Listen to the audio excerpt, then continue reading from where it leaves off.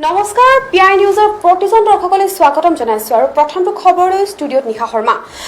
গৰাখহনীয়াত সৰ্বশ্ৰান্ত বিশ্বনাথ সমষ্টিৰ সহ ব্ৰহ্মপুত্ৰৰ দাঁতিকাষৰীয়া অঞ্চলৰ ৰাইজ মথাউৰিৰ ওপৰত ঘৰ সাজি জীৱন নিৰ্বাহ কৰিছে গৰাখহনীয়াত সৰ্বহাৰা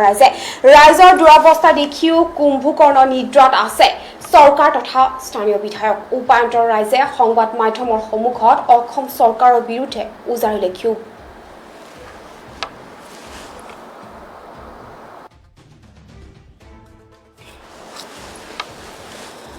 ব্ৰহ্মপুত্ৰ দাঁতিকাষৰীয়া অঞ্চলৰ শহ লোকে শেষ আশ্ৰয়স্থল এতিয়া ব্ৰহ্মপুত্ৰৰ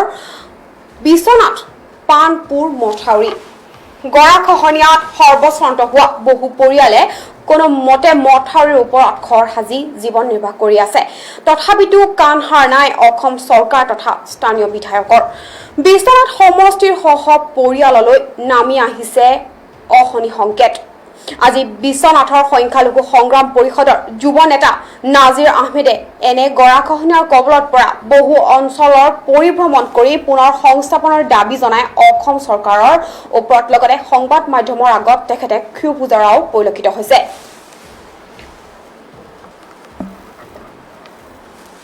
বিশ্বনাথ জিলাৰ এই বিশ্বনাথ সমষ্টিৰ ব্ৰহ্মপুত্ৰ দাঁতিকাষৰীয়া বিশ্বনাথ আৰু পানপুৰলৈকে যি মাথাউৰি আছে সেই মাথাউৰিত বিগত বহুদিন ধৰি প্ৰায় বহু সংখ্যক পৰিয়ালেই এই মাথাউৰিৰ ওপৰত তেওঁলোকে এচটা টিনৰ চালিৰ তলত কোনোমতে তেওঁলোকে পৰিয়াল পোহপাল দি আছে এইটো অতি দুৰ্ভাগ্যজনক কথা এই লোকসকল প্ৰতি বছৰে যি বানপানী আৰু গৰাখহনীয়াৰ কবলত পৰি এওঁলোকৰ মাটি বাৰী সা সম্পত্তি আদি সকলো ইতিমধ্যে তেওঁলোক হেৰুৱাই পেলাই শেষ আশ্ৰয়স্থল হিচাপে তেওঁলোকে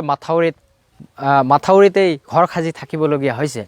আমি বিগত সময়বোৰত অসম চৰকাৰ স্থানীয় বিধায়ক তথা বিভাগীয় কৰ্তৃপক্ষসকলক আমি আহ্বান জনাই আহিছিলোঁ যে এই মাথাউৰিৰ ওপৰত বসবাস কৰা এই লোকসকলক আপোনালোকে পুনৰ সংস্থাপনৰ ব্যৱস্থা কৰিব লাগে কিন্তু দুৰ্ভাগ্যজনক কথা আজিলৈকে স্থানীয় বিধায়ক আৰু কেবিনেট মন্ত্ৰী ৰঞ্জিত দত্ত ডাঙৰীয়াই এই অঞ্চলবোৰ তেওঁলোকে পৰিভ্ৰমণ নকৰিলে আৰু এই লোকসকলৰ কাৰণে কোনো ধৰণৰ ব্যৱস্থা গ্ৰহণ নকৰিলে আমি বাৰম্বাৰ আমি দাবী জনাই আহিছিলোঁ আমি সংখ্যালঘু সংগ্ৰাম পৰিষদেই হওক বা অন্যান্য জাতীয় দল সংগঠন বা স্থানীয় ৰাইজেই হওক আমি বাৰম্বাৰ অনুৰোধ জনাই আহিছিলোঁ যে এই লোকসকলৰ কাৰণে এই লোকসকলক গৰাখহনীয়াগ্ৰস্তৰ যিসকল লোক আছে তেওঁলোকক চিনাক্ত কৰি এওঁলোকক প্ৰমাণ পত্ৰ প্ৰদান কৰি এওঁলোকৰ কাৰণে আপোনালোকে পুনৰ সংস্থাপন ব্যৱস্থা কৰিব লাগে কিন্তু দুৰ্ভাগ্যজনক কথা হওক সেইদিনা অসম চৰকাৰৰ নেতৃত্বত বহু সংখ্যক লোকক ভূমিৰ পট্টা প্ৰদান কৰিলে ভূমিহীন লোকসকলক ভূমি প্ৰদান কৰিলে কিন্তু দুৰ্ভাগ্যজনক কথা আমাৰ এই অঞ্চলৰ এই ব্ৰহ্মপুত্ৰৰ দাঁতিকাষৰীয়া অঞ্চলৰ যিসকল লোক ইতিমধ্যে সকলো হেৰুৱাই পেলাই অঘৰীৰ দৰে তেওঁলোকে